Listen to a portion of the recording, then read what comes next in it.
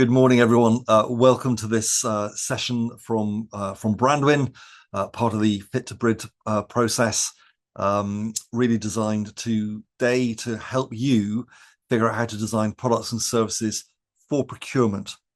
This is around how you get access to both public and private sector, those slightly bigger contracts, those bigger entities where there's paperwork involved. Typically, there's a process to access it, and you might have multiple decision makers, forms to fill in, and so on.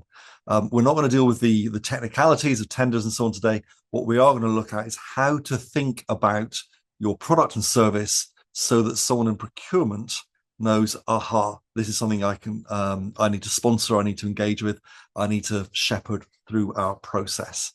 Let's just before we dive in, what's always really helpful for me is understanding what you would like to get out of the next hour so I can tailor it to the extent I can. So if you want to pop things in the chat box now, what would you like to leave knowing in an hour's time?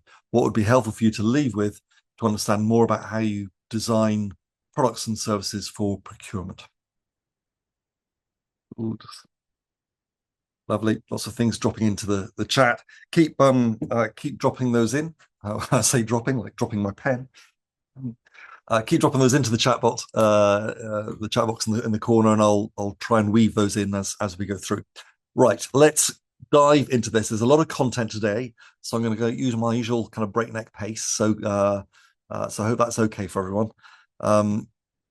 For those, what we're going to cover today, we're going to talk about the value proposition canvas, and that sits within this world of the business model framework.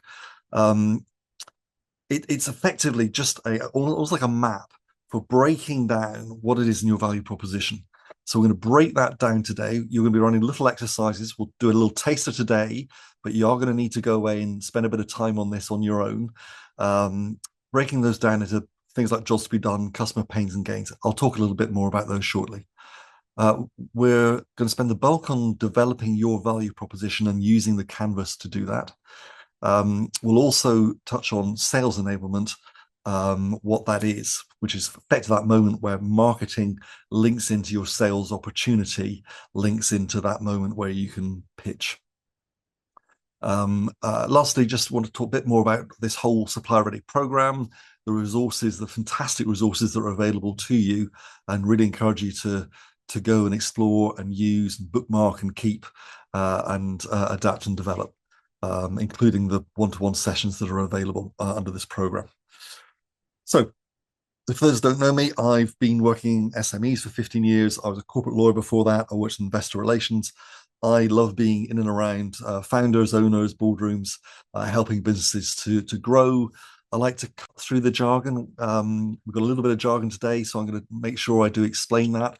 And if I don't remember to explain things, jump in the chat box and berate me. And just keeping an eye on the chat box just now. So thank you for those inputs. So one of the things that makes things easier around procurement is having those processes, repeatable processes. Some of those are kind of pre-formed for you in the Brandwin materials and the digital playbooks that are offered on the websites. Some of that is thinking about how you the process of how you think about your value proposition, and that's really what the business canvas is designed to do. So, who are Brandwin? Brandwin work with chambers of commerce and with councils and all these other partners. This is our network we built up over many years. We're delighted and very proud of this slide, working with all these kind of amazing organizations, all of whom have a real interest in getting more SMEs into the supply chain. So take comfort from that. There's a lot of people cheering you on from the sidelines and a willingness to move SMEs forward and into the supply chain. It's also a reminder that we've taken 15 plus years to build this slide, if you like, particularly public sector or big private sector organizations. Buying cycles are longer. You have to put the effort in. You have to have the patience. It might take, instead of a 3-month sales cycle, you might be talking 18 months to 2 years, but the prize is worth it. Let's see what's going here. So we've got the uh, this Fit to Bid program that we run is approved on the UK government framework, so you're getting good stuff. We're running these in various parts. Today's is under the auspices of the Heathrow SME Academy, but is also featuring on programs that are being run by Wandsworth and Richmond, by Ealing, by Harrow, and others. If you ever need any resources, go to fittobid.co.uk, click on whatever the right region is for you, and you will find access to a ton of resources there. So our methodology is working out how we engage, improving your bidding skills, talk about sales enablement, and then often getting in front of buyers with the to start to form those relationships so you can open up tender opportunities, and then providing, certainly with our online digital playbooks, real tools to help you get through those tender processes as painlessly as possible.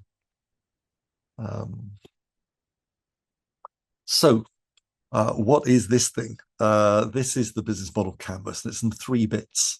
It comes out of a book some of you who've been on before know about the Strategizer series, which I've cunningly just popped out of iShop.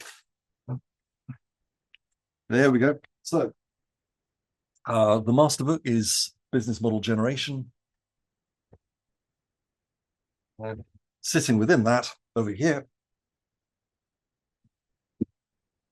there's this thing called Value Proposition Design.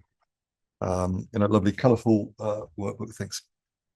Within that is this notion of the breaking down your the feasibility. So this is the business model canvas. So the feasibility is, can you make it? The desirability is, will your customers want it? And the viability bit at the bottom is, can you make money out of it? So today we're really focusing on that top right-hand corner around desirability. So how are we pulling that together?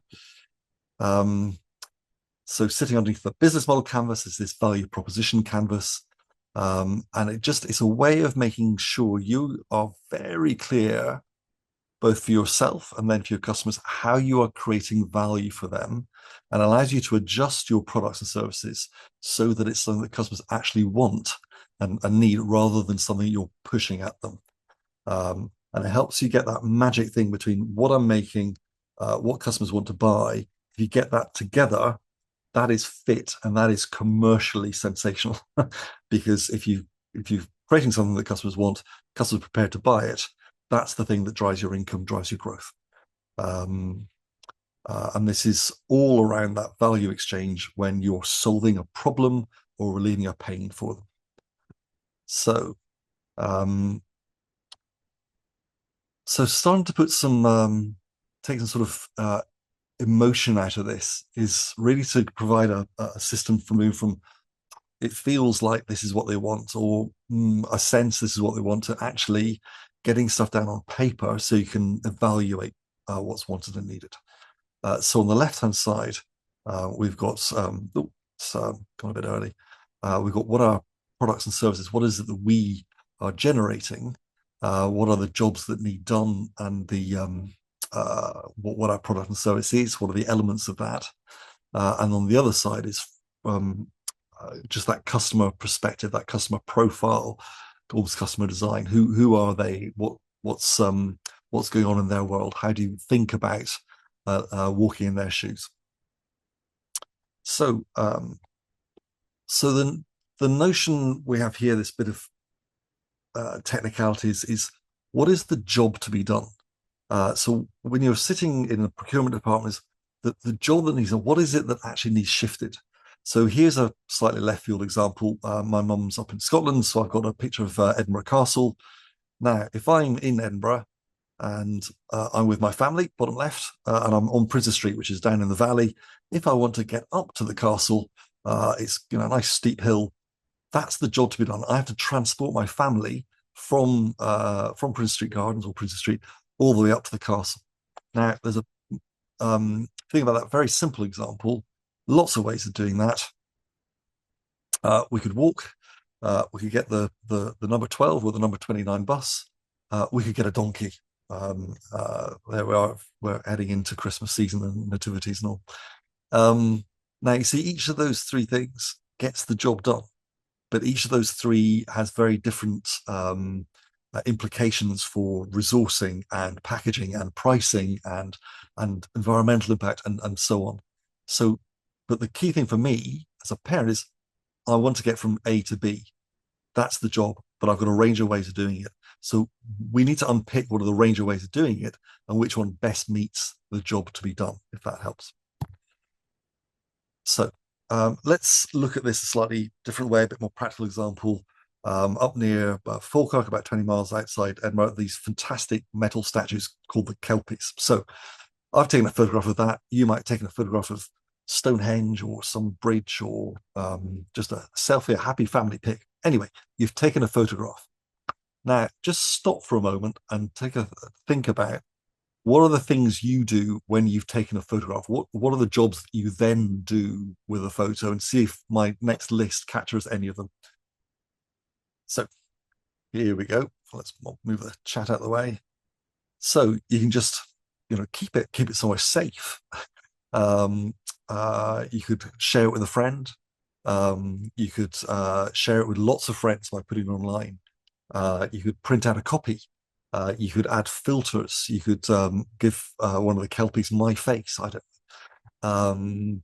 I could somehow go, oh, isn't that a cool photo? Let's put it in my LinkedIn profile, so people will go, well, that's really interesting. Roger takes fabulous photographs of metal horses. I need one of those.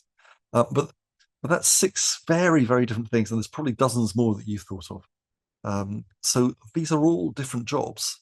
And when we look at the people out there providing solutions or products and services for those jobs, there's a number of ways of doing that. So everything from Flickr, Instagram, Facebook, Google Photo, all the photo box to start to create physical albums. Now, what's going on here is it's the job that I need done that drives me to the product. So I don't go to Photobox to share things. I go to Facebook to share things. So it's the job that's the distinction. It's not about who the ultimate provider is. It's not about you. It's not an individual thing. It's not about necessarily your company, but it's about the job that I need done and then going to get the right tool for the job. I hope that explains the approach using that sort of job language. Because what this now means is we can start to think about, actually, with our product, it isn't one size fits all. What are the best bits of our product, and what are the best people in terms of the jobs that need done who would use and buy that product? Let's take that away from the conceptual and start to work our way down through here. So here's another explanation of, there's that job to be done. Where does your product fit?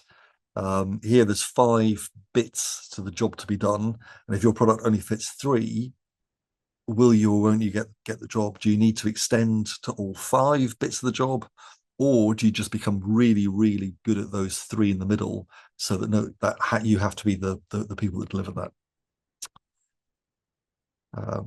So this is about it's, instead of thinking about X, X is my customer, it's X is my customer to get Y done. It's the Y, it's the job story.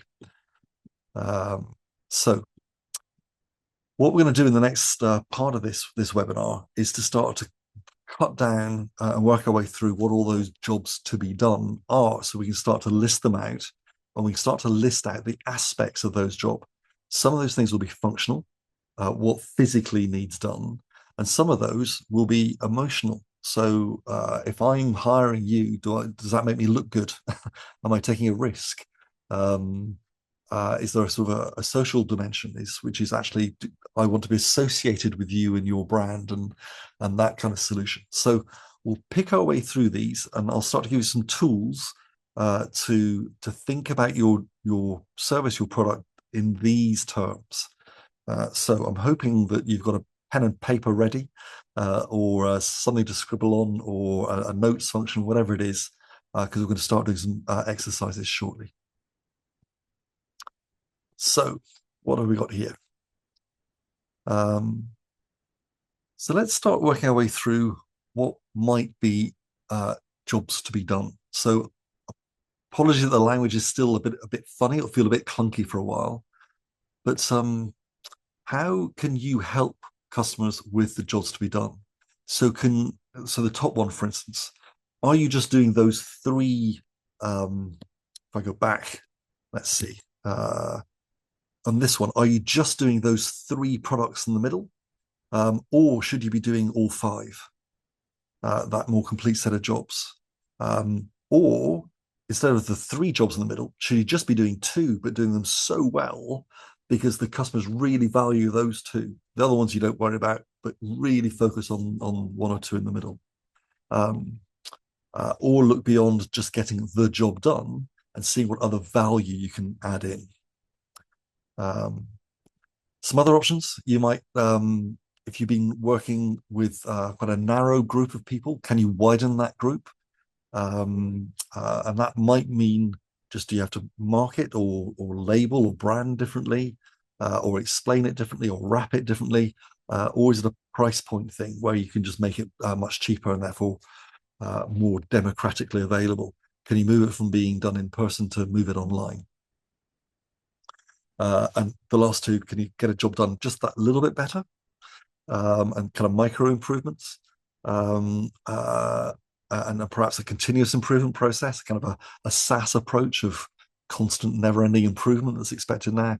Or actually, can you see, I mean, it might be why you started a company, which is you see something that's not done well, and you go, hey, we can just do it radically different, where you really outperform. So these are things to think about in terms of how your product service might do the job, change what job is to be done, impact the jobs to be done. Um, let's let's start thinking through now where we list all those jobs to be done. So back to thinking about what is your ideal customer. And I was giving you a webinar recently where we were at pains to move from, well, I work with businesses. Well, that's great. That's a good start, businesses rather than consumers. But within businesses, what sector, what kind of businesses, what characteristics do they have? What's the job role within? Can you get quite granular on that list? So if you can get granular on who that ideal customer is, then you can start to look at what are they trying to get done. So if you are been working with a cleaning company, and then cleaning companies often struggle with staff. It's and getting reliable staff. Now, for a school, if I'm the head teacher and I'm the one that's in charge of the cleaning contract in a primary school, often that lends up with a head teacher or perhaps a school business manager. The thing I really want is I want it cleaned every day, because if my classroom's not getting cleaned overnight, the teachers walk in the morning and the place is a mess, and it's straight up the chain, which is and the morning break is in the staff room is all a bit angry. And so what I really want done is I want reliability in a cleaning company. I'm probably even prepared to accept they might not be the best in the world, but at least if they turn up every day and they and they get that clean enough, that might be enough for me. So if you start to think about what the outcome is that they need, there's probably some aspects to it. So if I take that cleaning job in a school, you need the floor to be clean, you need the floor to be mopped, you need dust to be wiped, and so on and so on. So there's a whole list of functional tasks. Now, is there a social aspect of that job? Not in terms of a cleaning job, but it might be that if you are perhaps you are in the business of you're running a council department and you're in charge of refurbishing high streets. Well, actually, if someone's able to bring you a solution that says, well, we've got a digital solution that allows everything that's going on in the area and local businesses all to be advertised on this really clever digital screen that's very difficult for vandals to damage, low cost to run. It's got plants hanging off the sides, so it's environmentally friendly.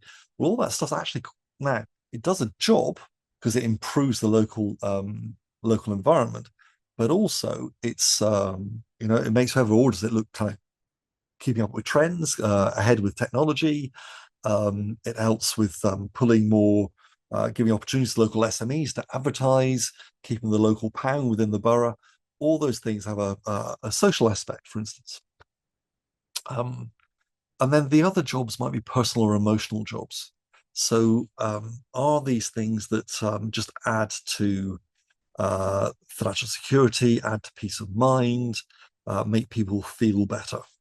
Getting a flavor for some of these things now. So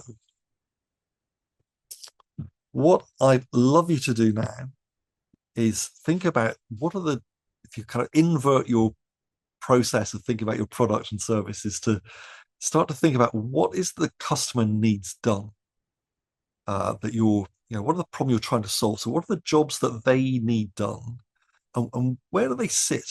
Are they what type are they? Are they functional jobs? I just need the floor cleaned. Are they kind of social jobs? I need to be cutting edge in terms of my streetscaping. Is it personal or emotional?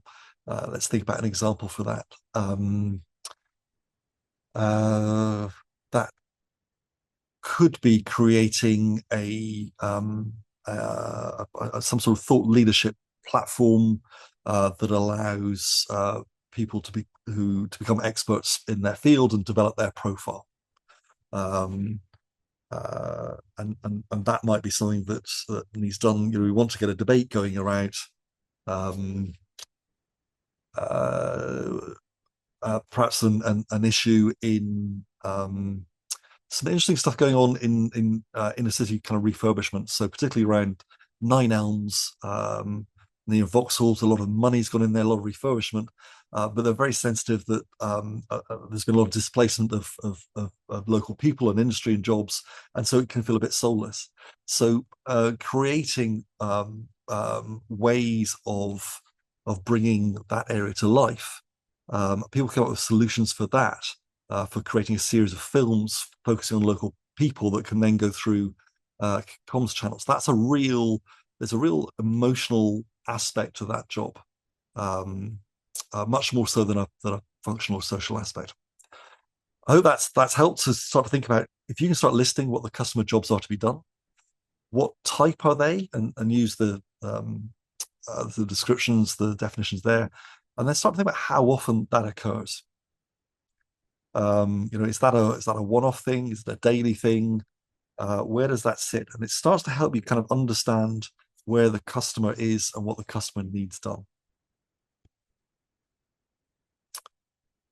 Now, once we've got a very long list of doing that, we're going to drop that information onto this kind of master scoreboard, if you like. So we'll just focus on the left-hand one where it says jobs importance. So if you've got a list of 4 or 5 jobs that the customers need done, then you can drop that onto this scale and work out, is that job really important to them, or is it insignificant to them? You can start to rank them. I often do this on a big sheet of paper, kind of in like a flip chart size if I've got it, or a big piece of brown paper. Wrapping paper is fine. And if I take these arrows, I'll come back in a second, Sarah. If you take these rankings, then you can always put each job on a post-it note, and you can pop them up and down. So just popping back to look at, if you're listing out all the jobs to be done, if you think about them in terms of their type, so functional jobs are performing a specific task or solving a problem. Social, there's some social element to them. Personal, emotional, there's some kind of feel-good security factor to it. Conscious I'm doing this at a very high level. Really recommend Value Proposition Design, £20, Strategizer, available on Amazon and all other good booksellers, and there's much more depth about how you go around this. But this, even if you just do this, list out the jobs, think about the type and the frequency, then that will enable you to go and rank the importance of the jobs, and you will learn from there, why are we focused on things that are insignificant to the customer? Actually, we should be doubling down on the ones that are higher up our list. So if you can see from here, we've got another couple of bits to go. So let's start talking about the customer pains. And remember, this is from us understanding what it is the customer needs done. So what are the pains? So a customer pain is something that annoys, irritates, um, causes, has an undesired consequence or cost. So it's an irritant. So again, explain on the right side, there's things like, you know, stuff doesn't work, cleaners don't show up, the digital display on the street goes on the blink all the time, um, or it's dull, or it's boring, or the obstacles are often, I'm going to have to download something else to do this, or um, how do I get this past the GDPR committee, or I just haven't got time, or it's too expensive. Those are all the kind of pain points. Um, I guess the last one just is and a big one here is actually risk. So sometimes you whatever product or service you have, you think, well, there's not much risk involved, it solves problems. The big unknown or unseen risk, the iceberg risk, is what is the risk to the person that decides to say yes to you? Very interesting book. Hold a second. It's called The Jolt Effect. Um, Understanding what goes on in sales meetings is very difficult because you have to sit in on several of them and fly around the world for years.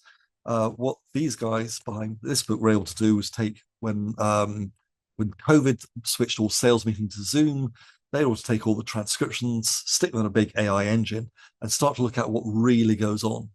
And what they really discovered was two things go on. One, everyone thinks that they are fighting the status quo, that if they can persuade their customer that what you are offering is better than the status quo, you're in. Actually, that may be true, but there's a second sale point, which is it's this risk. What happens if this goes wrong? How am I, as the buyer, personally going to cope with that? Will it reflect badly on me? Am I confident enough to back and take this solution? So if that's helped kind of think about pains, these are probably, I suspect, easier for you all just to work your way through. Get those listed out. A great big long list. Everything that your customers hate about the job they've got to do, and again, chuck it up on the list. Post-it's good.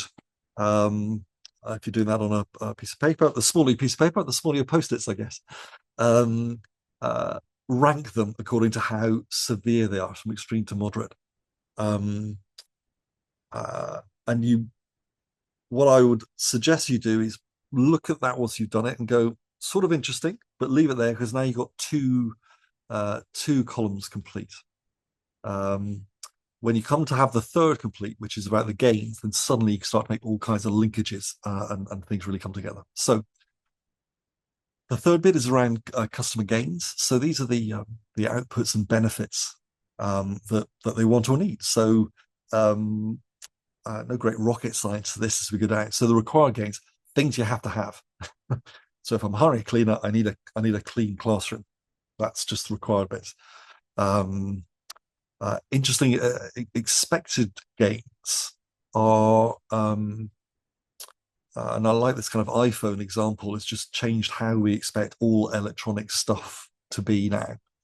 I'm old enough to remember the days of plugging in tape recorders and modems and anything technological was really arcane and chaotic. Now, if things don't have the intuitive feel of a 3-year-old with a finger and a thumb and maybe a face, bang, that's the level of user experience that Apple and Johnny Ive given the world, for better or worse. So required gains, expected gains, things that we expect to come with that. I'll come back with names of both books just shortly. Desire gains. So yeah, so again, that smartphone example is quite nice, which is actually does it. I've been in the Apple phone world because once you get locked in, you're locked in. But I love the way if I get a new iPhone, I kind of put it next to my other iPhone. It sort of takes a photograph and everything magically leaps from one phone to another. That's lovely. That's really clever. And the ability to kind of pick up and share passwords and all sorts of stuff for Wi-Fi. That's really adds to the desire for that product. And then beyond that is the unexpected gains, the kind of the wow factor. Oh, I didn't know it did that. Um, so you can start to list out what it is the customer gets, and you can start to look at, is that required, expected, desired, or unexpected. Those It's just a way of going a little deeper and thinking about what it is the customer's looking for your product. Just going to, as we know, you then go back and pop those gains onto this little chart. So how essential are those gains in the eyes of the customer? This is the same for the pain as well, and for the importance of the jobs.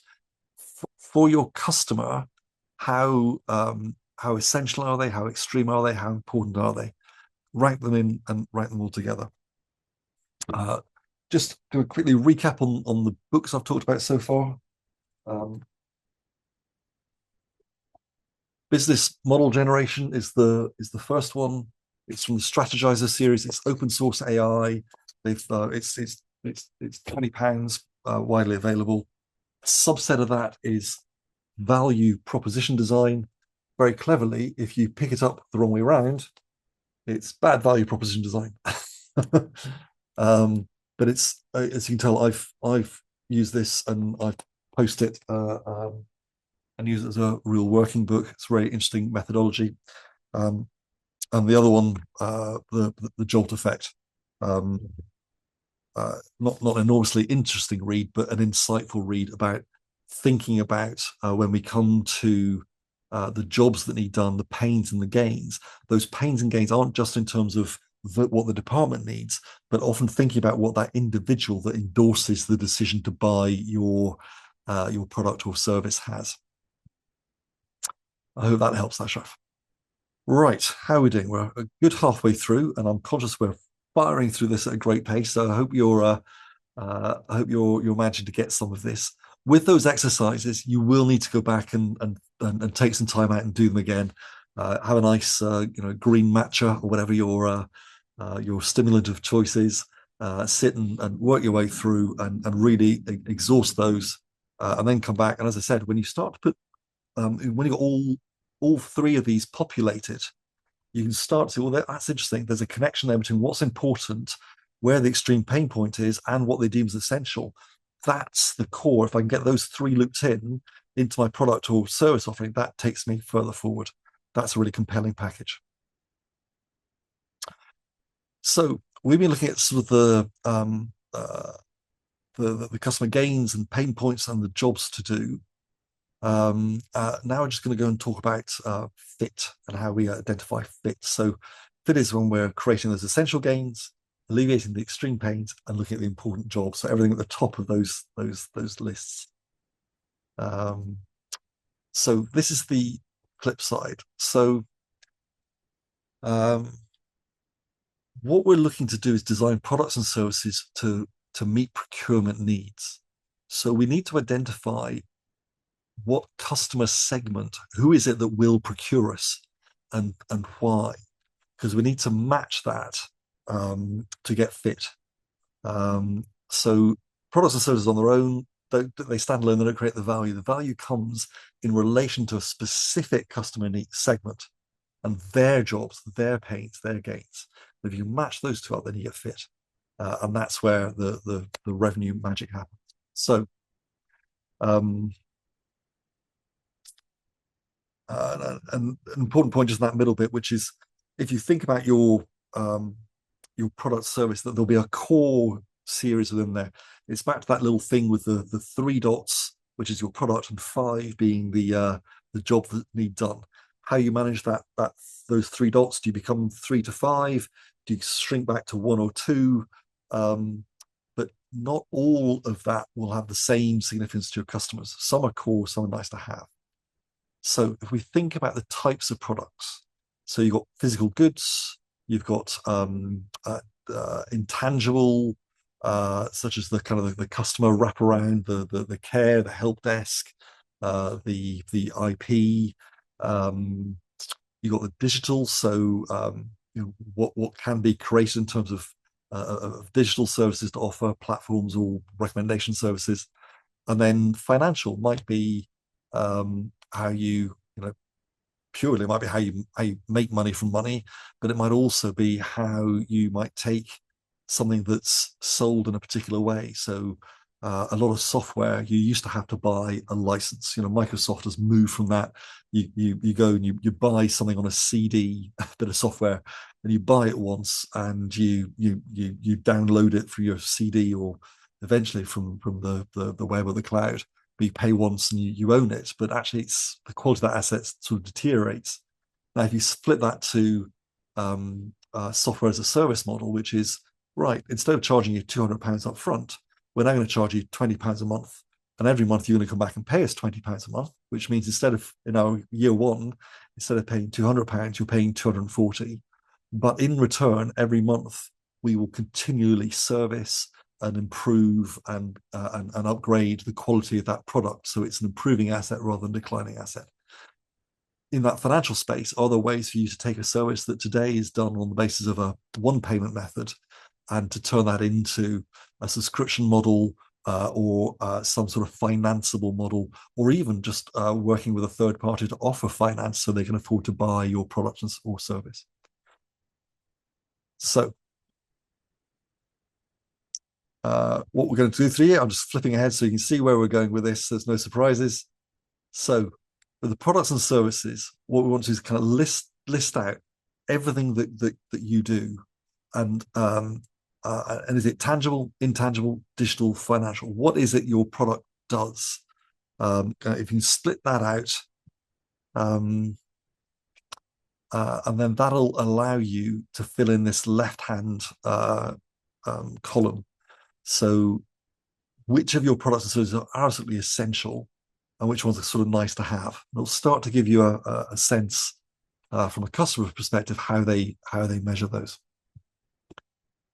De Marbo, sorry, was the first book.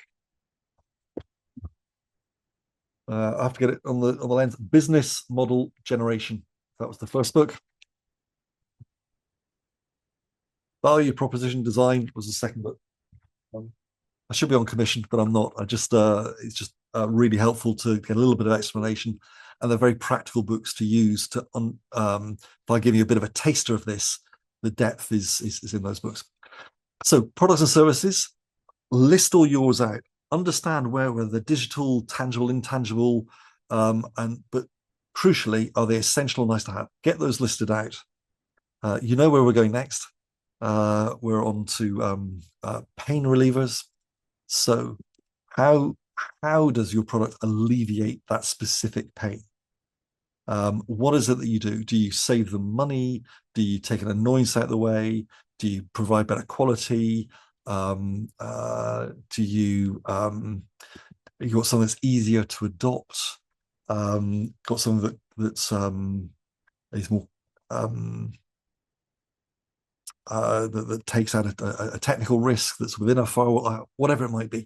You get a sense. You know what the pain points are, but how does your product or service reduce pain? And so the big list of examples here. As ever, get that all listed out in a bit of paper. Once you've got them all listed out, you're then going to drop them into our magic chart. And this is key. This is the key bit of discipline. This is quite important to get right, which is we can go wandering off base here. We can start to think, well, this is what our product does, and we're back into kind of pushing what it is we do out there. If we bear in mind our specific customer profile, what is it? What is the pain I'm relieving for the managing director of that lettings agency? What is it I'm relieving for the head of department of social care? What is it I'm relieving for the head teacher in terms of their cleaning needs in a school? Go back to that customer profile and link how it is you solve their pain, not the broader stuff, their pain. That's the extra bit of focus you need to have here to make this really work. We drop them into the list, essential at the top, nice to have at the bottom, and that starts to give you a way of ranking these. The last one here is gain creators. So how does your product or service create gains for your specific chosen customer segment? So do they make your customer happy? Do they go above and beyond? Do they make life easier? Do they add to the public good? Are they lower carbon? Do they have an educational benefit? Do they add to social cohesion? Um, are they aesthetically pleasing? Um, is it just a terrific value proposition that wow, I get all this for that? Brilliant, really worthwhile. So you'll understand what the gains are. So we've gone through the pain side. Now, what are the upsides? What are the extra things that you offer? And drop them in. Now, when we do that across these, what's quite interesting is when you move from the essential to the nice to have, we do the same exercise, look at the products and services by importance, the pain relief that you offer, the gain creation that you offer. You maybe start to link some of these together and see actually, oof, we everything we do is none of it's essential, it's all nice to have. Crikey, do we need to reroute that? How do we talk about or maybe we're all essential, but we don't have any nice to haves. Can we, does that mean we're just a value proposition? We have to price low. If we want to price high, do we need to have more nice to haves in there? We'll start to stimulate you around how you think about your products and services. So we pull all that stuff together. So the stuff we've just done, the products and services, pay lose, gain creators, stick the best ones on the left-hand side. We go back to the customer segment stuff. What are the jobs that need done? What are the pains they're facing and the gains they're looking for? If you drop that all into this master sheet, you will start to be able to identify where your value proposition is and where that fit lies between what you're offering and what they need. And that's transformative in terms of thinking about how you might sell to that customer segment. Right. I'm conscious there's an awful lot in there. I've mentioned the book. Here's the summary slide to work through. I'm going to flip all these up rather than so you got a time to read them if you're a faster reader than listener. Um, so key principles. One, get your pen and paper out. Spend some time doing this. So there are two blocks: the design one and the observe one. So the design is your products. The observe is what do you see in terms of your customer's job. Don't mix your number two is don't mix your customers up. If you need to do 2 or 3 customer segments and do one for each of them, do that because otherwise you'll end up fudging things and you won't get the crispness that you need.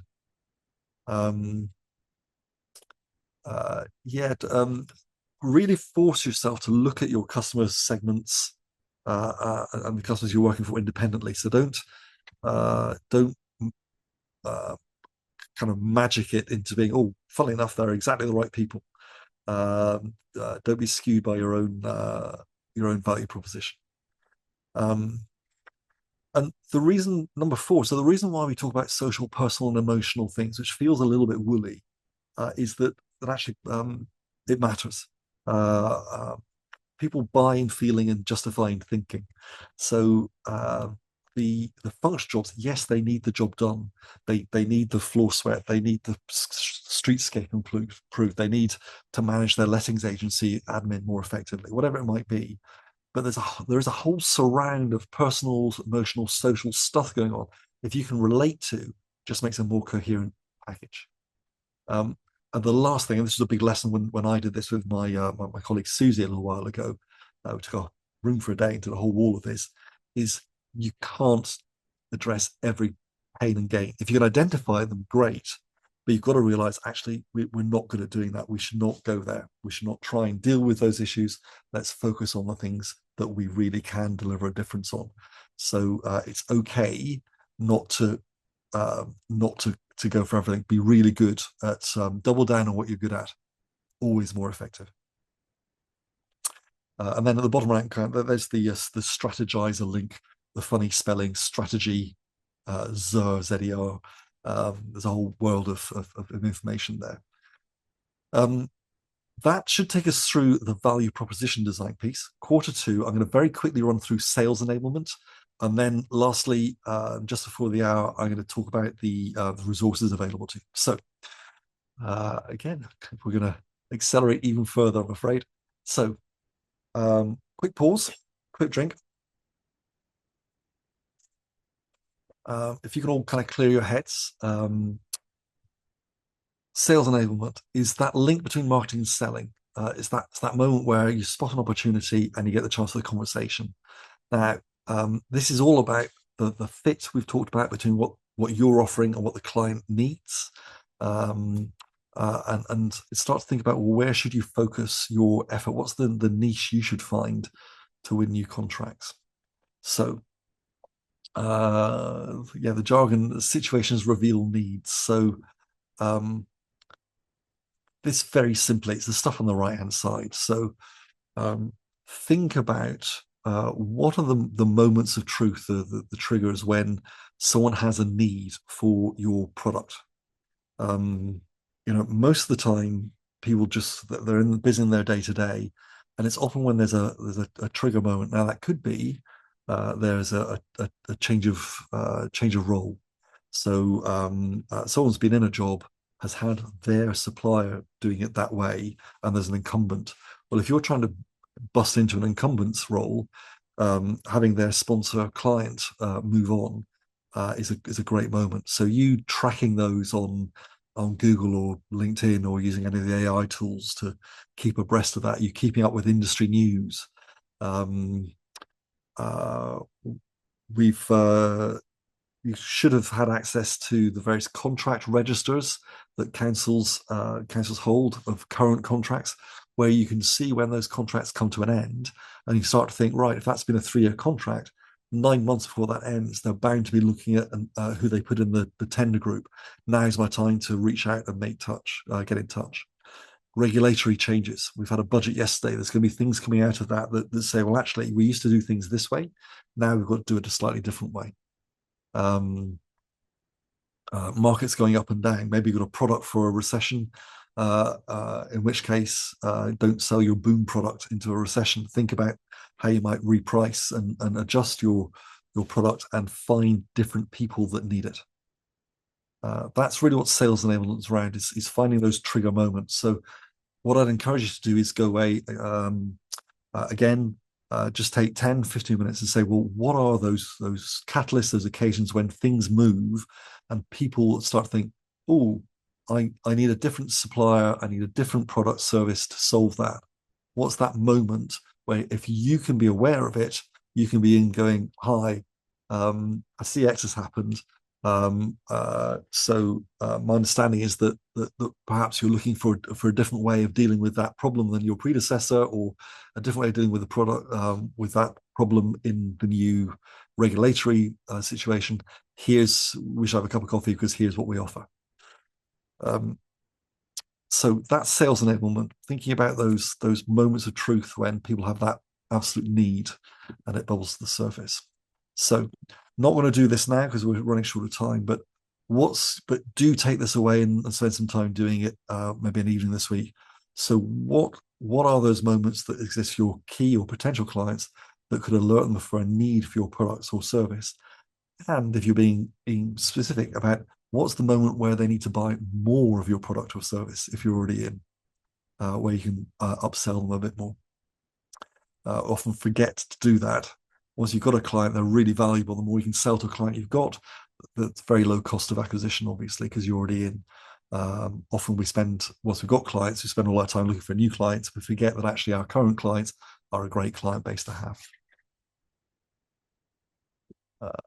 So this is a lovely the magic Venn diagram. What you're really looking for is, having established your ideal client, you know what the outcome is. You want that contract in this kind of format. What's the situation that gives rise to that moment where you can start to work together? So let's think about the outcome bit of that little Venn diagram. That's where is it? The green bit. So you've established you've been through all that work with your canvas design. You've established your value proposition that meets gains and pain points and segments. So are you clear about that? Have you phrased it well? Do you really understand how they're better off engaging with you? Do you understand the jobs? And then you understand the outcomes, which is what is driving the needs around those jobs.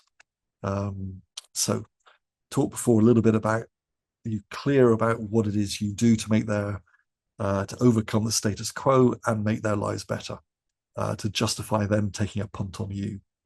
And there's various outcomes, examples there.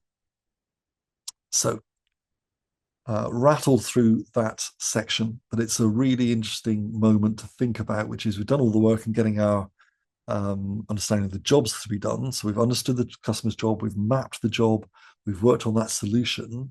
Now, when we add that to the communication, the value you bring, so and that's a key bit about where you talk about that. Are you talking about that in your sales materials? Are you talking about that on your website? Are you talking about that in your social media posts? Do you have a newsletter that has some of this messaging sitting in there, and reinforce some of that messaging? So you are positioning your product so that a customer understands that at that moment, in that situation, you've got the outcome that they need. That's the key bit of sales enablement. So, as ever, I'm reminded there's a bit of research from people on their cheery topic, people on their deathbeds, and the biggest regret that it had were the things they didn't do, things they didn't action. So the opportunities they missed, the things they knew about but they didn't do anything with. So my encouragement here is to avoid that regret, is to take action. So the way we do it is a little personal contract. Get a piece of paper, stick your name and the date on it, write down 3 actions. Say who's going to do it, if it's you or somebody else, and put a date on it and stick that date in a diary to go back and make sure it's been done. But go and do 2 or 3 things. Go back and list out those pain point, gain points, split apart the jobs, think about those sales enablement situations. What are the trigger points? What are the catalysts for demand? And that might also spark to think about social media. How do I talk about what I do in terms of the client, or am I still just going buy me, buy me, buy me? How am I going to change my language so a customer can see, these people really understand what the job is that I need done, and they're dealing with the pain points and creating extra gains. So get your action plan written down and get it done, get it diarized, have that discipline, hold yourself to account, get a buddy to hold you to account, just to move this forward. This does no good sitting online or on the web. You've got to take it and apply it to your business and move it forward. Don't overwhelm yourselves. Just pick 3 things, pick a date, and then just keep working at this. This is a never-ending process of constant improvement, but it becomes fun, manageable, and you will see results from it.